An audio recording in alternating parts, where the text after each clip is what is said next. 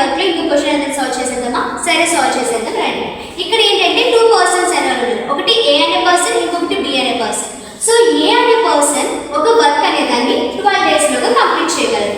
అదే విధంగా బి అనే పర్సన్ కూడా ఆ యొక్క వర్క్ అనేదాన్ని 18 days లోగా కంప్లీట్ చేయగలరు. ఇప్పుడు ఏమని అడుగుతున్నారు?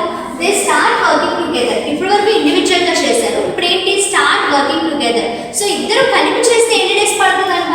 సో ఫస్ట్ మనం ఏం చేయాలంటే ఎల్సిఎం తీసుకోవాలి. 12 కి 18 కి ఎల్సిఎం తీసుకుంటే ఎంత? 36. సో ఇద్దరు కూడా 36 డేస్ అనే వాళ్ళు చేస్తారు. సో ఇలా చేస్తే ఇక్కడ మనకి ఏమైంది? But A leaves after 4 days అన్నారు. సో దానికన్నా ముందు ఇక్కడ ఏంటి పర్సన్ కి? సో 12 అంటే 36 లో ఎన్ని టైమ్స్ పోతుంది? 3 టైమ్స్ పోతుంది. 18 ఎన్ని టైమ్స్ పోతుంది? 2 టైమ్స్. సో టోటల్ గా వాళ్ళు ఒక డేలో 5 యూనిట్స్ అనేది వర్క్ చేయగలరు. ఇప్పుడు ఏమవుతుంది? 4 days వాళ్ళిద్దరు కలిపి వర్క్ చేశారు. అంటే ఒక డేకి ఏం చేయగలరు? 5 యూనిట్స్ చేయగలరు. అలా ఎన్ని చేశారు?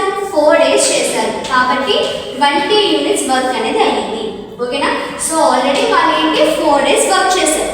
దాంట్లో మనకి ఎంత వర్క్ అయిపోయింది? 36 లో 20 వర్క్ అయిపోయింది. ఇంకా మనకి ఎంత ఉంటుంది? 16 యూనిట్స్ వర్క్ మాత్రమే ఉంటుంది అని చెప్తారు. మరి ఆ 16 యూనిట్స్ వర్క్ కూడా ఇప్పుడు ఎవరు చేయాలి?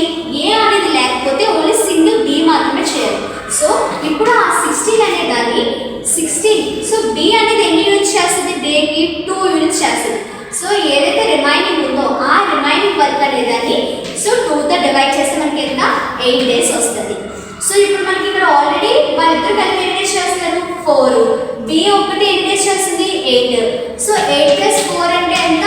12 days. సో మొత్తం కలిపి ఎన్ని డేస్ లోగా వర్క్ ఫినిష్ అవుతుంది అంటే 12 days లోగా వర్క్ ఫినిష్ అవుతుంది. మనం ఎలా చేస్తే అర్థమైంది కదా. సో దాన్ని బేస్ చేసుకొని ఈ క్వశ్చన్ కి